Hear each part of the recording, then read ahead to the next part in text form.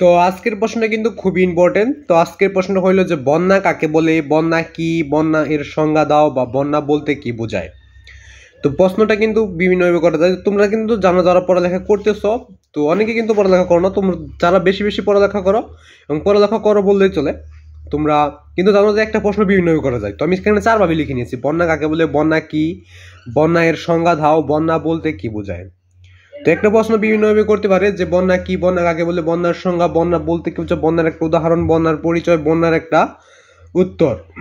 তো উত্তরটা কিন্তু নিচে রয়েছে। তো ওটা দেখার আগে তোমরা চ্যানেল নতুন হয়ে থাকলে চ্যানেলটা সাবস্ক্রাইব করে বেল বাটনে কল অনুসরণ করবে, ভিডিও দেখে লাইক করবে। যদি আরো কোনো ক্লাসের প্রশ্নের উত্তর তোমাদের সরাসরি গাইড থেকে লাগে, তো সরি গাইড থেকে না, তো আমি কিন্তু এখানে লিখে লিখে প্রশ্নের উত্তরগুলো দিয়ে দিই যেন তোমরা নতুন কিছু শিখতে পারো। তো অনেকেই বলতে পারো যে আপনি উত্তরগুলো কোথায় পাচ্ছেন। তো উত্তরগুলো আমরা ক্লাসে যেভাবে শিখছি তোমাদের ওইভাবে দিয়ে দিচ্ছি। তো আমি কিন্তু এখন বর্তমানে কলেজ সেকেন্ড ইয়ার বা ইন্টার সেকেন্ড ইয়ারে পড়তেছি। তোমাদের আমার মূল টার্গেট কি? আমার মূল টার্গেট হলো যে তোমাদের সঠিক উত্তরগুলো দিতে হবে। যেহেতু আমি এডুকেশন নিয়ে ইউটিউবে ভিডিও আপলোড করি, তো আমার মূল টার্গেট হলো তোমাকে নতুন প্রশ্ন এবং তোমাকে সঠিক উত্তরটা দিতে হবে। সর্বমূল টার্গেট হলো সব থেকে মূল টার্গেট হলো আমার যে তোমাকে সঠিক উত্তরটা দিতে হবে। তো বন্যা কি, বন্যা কাকে বলে, বন্যার সংজ্ঞা, বন্যা বলতে কি বোঝায়, বন্যার উদাহরণ, বন্যার পরিচয়, বন্যার একটা উদাহরণ, বন্যা কাকে বলা হয়, বন্যার একটা পরিচয়, বন্যার বাক্য, বন্যার ব্যাখ্যা। তো বিভিন্নভাবে প্রশ্ন করতে পারে, উত্তরটা কিন্তু একই। তো আমরা যেভাবে শিখছি তোমাদের ওইভাবে শিখাই দেবো। আমার মূল টার্গেট হলো তোমাকে সঠিক উত্তরটা দিতেই হবে, তা না হলে আমি দিব না। এটা আমার মূল টার্গেট। আশা করি ক্লিয়ার।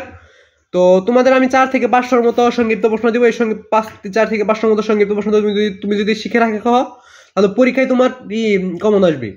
11টা সৃজনশীল আসবে, ওইখান থেকে তোমাদের 7টা দিতে হবে, 7টার মধ্যে তোমার 10টাই কমন পড়বে, এরকম হয়ে যাবে। কারণ আমি যেগুলা ইম্পর্টেন্ট, যেগুলা প্রশ্ন আছে ওইগুলাই দিয়ে দিচ্ছি।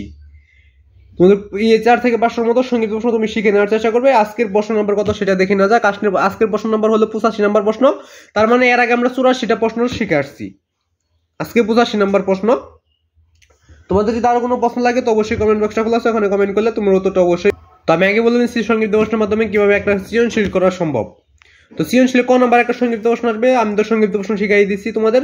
এখান থেকে আসবে তোমাদের কমন বলো ক নাম্বার, মানে ক নাম্বারটা দিয়ে দিলে, এবং খ নাম্বারে এমন প্রশ্ন আসবে ধরো এটা আসলো যে বন্যা এটা ব্যাখ্যা করতে বলতে পারে।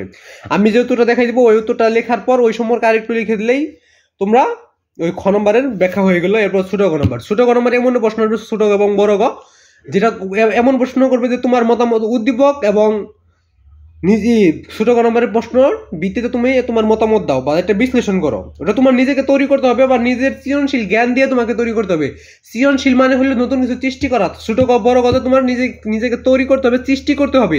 এটা কোনো গাইডও পাবে না, কোথাও উত্তরটা পাবে না। তো উত্তরটা দেখা নেওয়া যাক যে বন্যা কি, বন্যা কাকে বলে, বন্যার সংজ্ঞা, বন্যা বলতে কি বোঝায়, বন্যার একটা উত্তর, বন্যা পরিচয় বা বন্যার একটা উত্তর। তো দেখো, ভারী বর্ষণে পানি খুব সহজে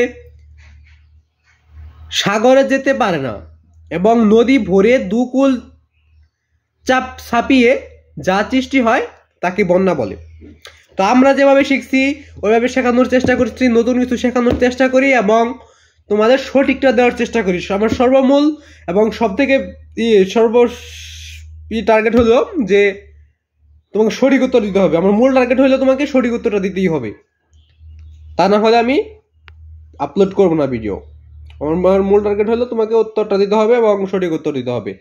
তো সবাই কিন্তু এগুলো নোট করে রাখবে। নোট করে না রাখলে তুমি পরবর্তী চর্চা করতে পারবে না, কারণ প্রতিটা প্রশ্ন তোমাকে চর্চা ছাড়া কোনোটাই তোমরা মনে থাকবে না। হয়তোবা কয়েকটা প্রশ্ন তোমার চর্চা ছাড়া মনে থাকবে, কিন্তু বেশিরভাগ প্রশ্ন তোমার চর্চা ছাড়া কিন্তু মনে থাকবে না। তো আশা করি ক্লিয়ার। তো আজকে পর্যন্তই, সবাই ভালো থাকবে, সুস্থ থাকবে এই কামনা করে আজকে এখানেই বিদায় নিচ্ছি। তো এর আগে তোমাদের সকলের প্রতি আমার সালাম, আসসালামু আলাইকুম।